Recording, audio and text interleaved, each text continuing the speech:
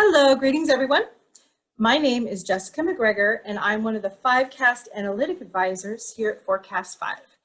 And if you can't tell, I am really excited to be here today and to talk about a subject that isn't new, but one that I am very passionate about, and that is storytelling with data. You know, a lot of people think that data analytics is very technical and very boring, and sometimes they are right. However, I find that working with data, even in code and mathematical form, can sometimes tell a more compelling and tragic story than Shakespeare even himself. So I never considered myself a mere data or numbers cruncher, but rather I think of myself as a keeper of history, as a predictor of the future, a collector of many stories in the form of multiple data sets, who then interprets and translates that into a more simplistic story. So not only others can understand, but they can be moved enough to want to make decisions and want to take action on things that truly matter. And that is the mindset that I would like to convey to all of you today, that you are not just number crunchers, you are storytellers. So please stick around after the presentation, and there'll be a place for you to ask any questions on the right-hand side of your screen. And if you have any stories that you would like to share of your own successes through storytelling, I would love to hear them. So without further ado, let's get on with the presentation.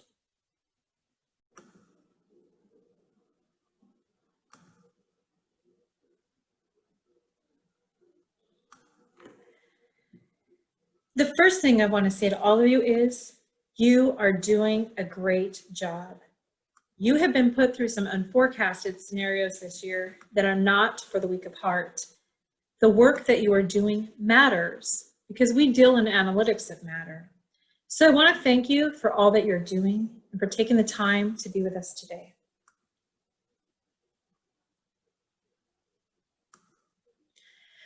Over the last 3 days, you have been instructed in all the intricate workings of the Forecast5 tools. This presentation is a more generalized look on how you may use those tools and others to tell your story in an effective and compelling way so that actionable, data-driven decisions may be made. The session objectives we're going to go over are the importance of storytelling, what to consider when preparing your story, identifying the quest through exploratory analysis, journeying through the latest technology in 5 maps, building scenarios in 5Cast, and finally, once the exploratory analysis has been completed, delving into the explanatory analysis through storytelling. So why is storytelling important? It helps bring data to life. The use of visuals such as graphs, bullet points, listed facts, and numbers are great to use during presentations. However, by themselves, they're not very memorable, at least not long-term. As you see here, we have many great choices for creating wonderful visualization data charts and graphs. However, when I continue through the presentation and on to my next slide, how much did you remember of what was just shown to you? Even though visual data helps to effectively tell a story, our brains process these images as iconic memory. Iconic memory refers to the short-term visual memories people store when seeing something briefly. So how do you get your audience to remember all the data that you're presenting as you move through your presentation? One way to achieve long-term memorization is by repetition. Repeating patterns by use of consistent imagery and repetitive words spoken and spaced throughout your presentation may help. We may hate sounding repetitive, but if it's important information, then it may be worth repeating. Another is by use of emotions. Maya Angelou once stated, "People will forget what you said, people will forget what you did, but they will never forget how you made them feel." If your audience is being asked to take action and make decisions, you will want to present something that triggers their feelings, as research has shown that a region of the frontal lobe appears to use emotional memories to make decisions. Then there's storytelling, which has been used since the dawn of time to help retain valuable lessons throughout the generations. Why invest in storytelling? It influences and inspires others to take action. It emotionally connects you with your audience. You get to control the narrative. And research has shown that messages delivered as stories can be up to 22 times more memorable than just facts. You're going to hear the word audience a lot in my presentation, and that's because my prior public speaking mentor would always drill the following into me before each big presentation. Know your audience, know your audience, know your audience. He used a lot of repetition to get me to remember that. And that is because they are one of the most important factors to storytelling, especially if, again, your audience are the ones that are being asked to take action and make decisions. When we tell stories, it's very easy to tell it in a way that resonates with ourselves. It's sometimes harder to look outside ourselves and see how most effective it would reach our audience. However, that linear process that we go through from beginning to end on how we got the data that we have for our outputs, a lot of that information is not necessary. And it might not even interest your audience, where sometimes all they want is the bottom line. So it's important to remember what is important to us might not be important to them, and to focus on the things that are going to resonate with your audience. What are things to consider about your audience? Who are they? They can be anyone, and our audience isn't always in the boardrooms. Sometimes we have a mixed audience or are presenting information to the general public. Our Forecast5 tools allow you to publish your dashboards right to your website, so that allows you to have a really broad audience. So the images and stories that you present inside your boardroom may not be the same as what you want to put on your website. And that's because, you're not trying to change the story, you're just trying to change the way that you communicate it, depending on your audience. Another thing to take into factor are, what are their motivating factors?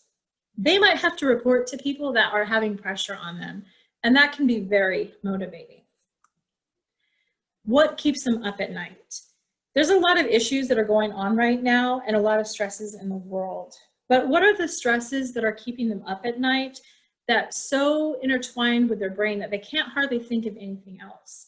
Because those are the issues that you're going to want to address to help resolve. And how do they view the world?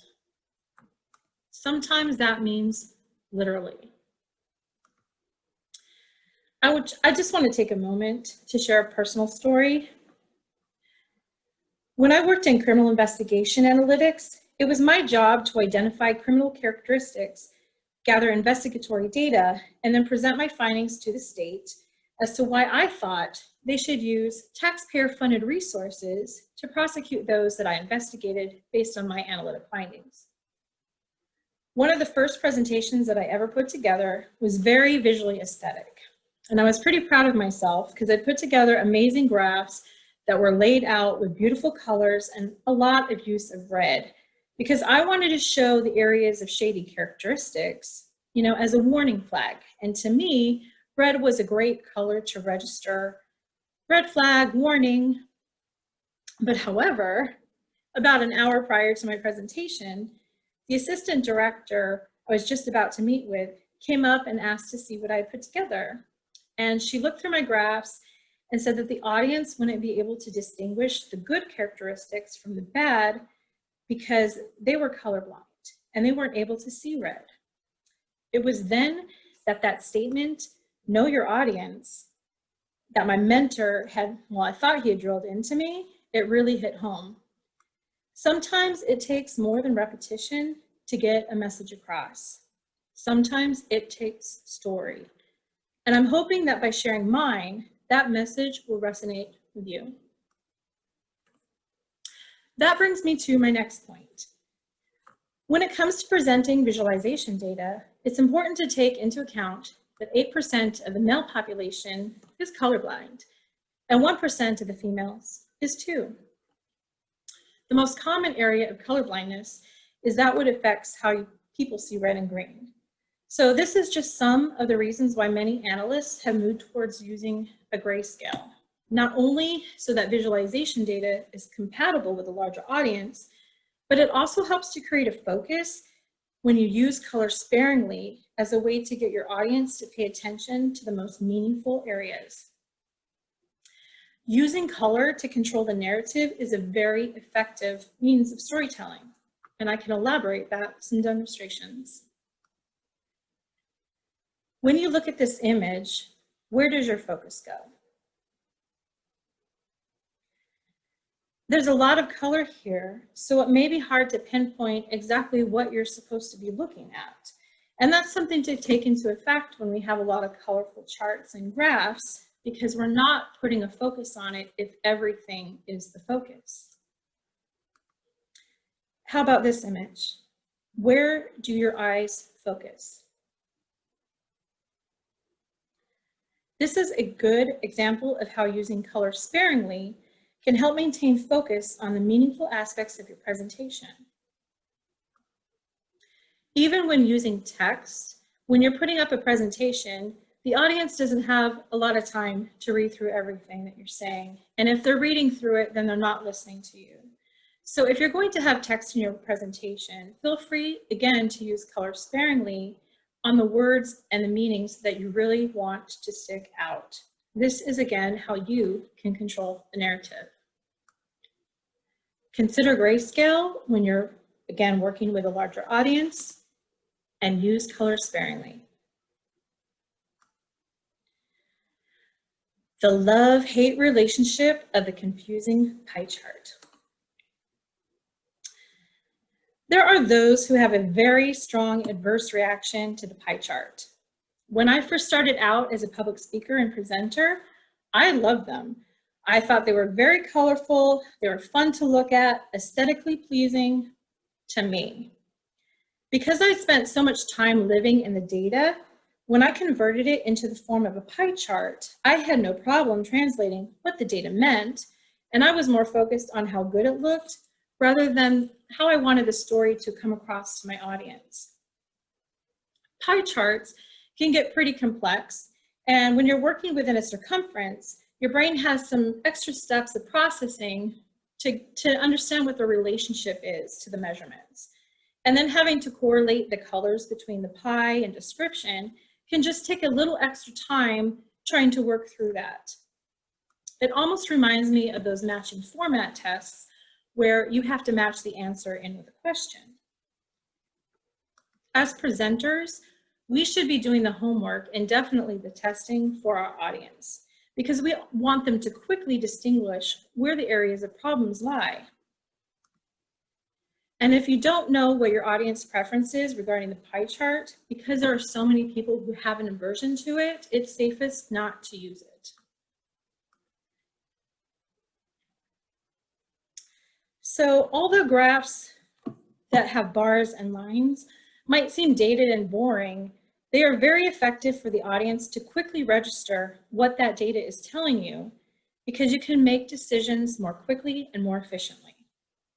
People instantly recognize what long lines versus short lines mean. When it's time to check out at the grocery store, you may identify very quickly, based on the length of the line, where you want to go and what decision you want to make next. The same goes for line charts, where the audience can quickly register the data, as we are pre-programmed to process the visuals of what up versus down means. So this again is a great representation why using bar or line charts might be more effective than using a pie chart.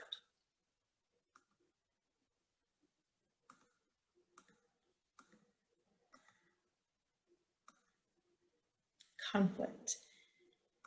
Every good writer knows that a story must have conflict. Tension is an important component to every story because it evokes an emotional response with the audience. And as we previously learned, emotion helps with long-term memorization and the decision-making process. We all know that without conflict, the story would be boring. There's nothing to see here, folks, nothing to report about. Wouldn't that be nice for a change? Well, with all the conflict we faced this year, we definitely have the makings of a great story that is anything but boring, but it is, however, challenging. This is the kind of tale that will go down in historical data to perhaps help us or future generations learn from our lessons today. At this point in time, we don't have to look very far to identify conflicts. The news, social media, and various platforms provide a constant feed of them on the hour, every hour. When you seemingly have an endless barrage of conflicts, it can be overwhelming. You want to educate your audience, you don't want to overwhelm them. What I have learned through some of the greatest stories ever told is that if you have multiple conflicts, plots, and twists, like the narrative arcs of Harry Potter, Lord of the Rings, Star Wars, they all break up their stories into different quests, and each quest has its own book and or movie. And in our case, if we have too many story arcs to our presentation, then we might want to consider breaking them up into individual quests. And that way we can focus on the most important and meaningful, interesting plots one at a time. So that gets us to the quest. What is a quest? A quest is a journey towards a specific mission or goal. The exploratory part of the analysis may start with identifying the conflict. Then we want to dig into the data and really explore what it's telling us. And that's where you determine the plots, the characters, and where all the action is at. I invited my colleague Whitney to be a part of this presentation because I have been so impressed and proud of the work and assistance the 5 Maps team has been able to provide when it comes to the quest, and really being able to dig deep and identify not only the areas of conflict, but where the characters are and where those resolutions may be found during multiple crises. And that's been done with the 5 Maps technology. So I want to go ahead and let Whitney introduce herself and show you some of the amazing tools that 5 Maps can do to help you through your quest.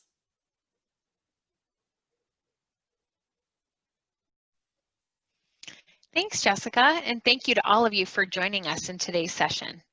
My name is Whitney, and I'm an analytics advisor with 5 Maps. Over the last few months, we have faced unprecedented events that have challenged us all to embark on new adventures in order to plan for and support our communities.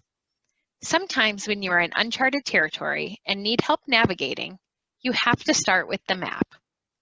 I'm so fortunate to get to partner with school districts and municipalities nationwide. The one common factor that I have observed across all states is the genuine care, concern, and support for the communities in which they live and serve. One example of this was during our initial foray into remote learning during the spring of 2020. We partnered with local school districts to help them locate their students and staff. This proved critical in delivering an equal amount of support when they were not on campus, as was required and expected when learning and teaching inside of their building walls. Communities came together to continue to serve the free and reduced lunch students with meal delivery, to deliver supplies to staff or students that needed them, and even to celebrate those happy milestones like high school graduation or Staff and Teacher Appreciation Week. As we got into our return to learn scenario building, school districts in particular utilize 5 Maps to look at factors like students with special needs, those with a low income indicator, ELL, LEP 504, and even the chosen learning mode option that was used to help determine where these students lived who were most at risk of being lost to the widening digital divide. For online schooling needs, we were also able to work with the FCC to determine locations for Wi-Fi availability and identify the areas where services were needed the most. During some extreme weather, such as fires and hurricanes, we were able to overlay shapefiles to student and staff locations to determine who resided in the affected zones for a number of reasons, including how attendance might be affected, if backup educational support was needed, or if the route of the storm or fire shifted, who are we to contact to inform and ensure safety? This tool has been an effective means to quickly identify the areas of conflict, the characters that are impacted, and the actions that need to be taken. So now that you have an idea about what these actions could be, the next question is, how do we find the funds or reallocate our existing funds to help to solve these problems? And that's where 5CAS comes into play. To that end, I will pass the presentation back to Jessica to discuss scenario building. Thank you, Whitney. You know, it is really great to see how 5 Maps has been such a guiding light during these challenging times, and being able to see where the issues are and what needs to happen. But now that we know what needs to happen, how do we make it happen? And that is where 5CAS comes into play. One of the tools that we have with 5CAS is being able to build our own scenarios. And this is what I call the power of what if. Since we're talking about stories, does anyone remember the Choose Your Own Adventure books? They were my favorite growing up, and I used to devour them because there was nothing more exciting to me than being able to choose my own destiny and having that power of what if. What if I do this? What if I do that? That power of what if is what science, invention, and problem solving thrives on. So it doesn't surprise me that decades later, I'm still composing my own what if scenarios through the tools I work with in 5CAS. However, unlike the Choose Your Own Adventure books, where you don't know what the ending will be until you reach the end of your journey, one of the great aspects about 5CAS tools is that you're able to build different scenarios within your budget and compare them all at once. That way you can see the outcome of each decision and determine the best action to take that will leave you solvent as you grow, as your story progresses and leads you to the best fiscal ending possible. And now that you have all the tools to effectively tell your story, it's time for the explanatory analysis part. And this is where you're ready to go out and share your experience with your audience.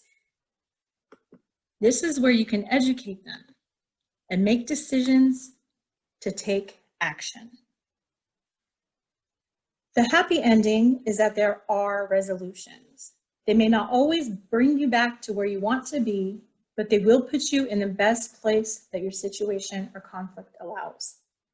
Some may even find themselves in a better situation than where they were before, and we are here to help you through that process.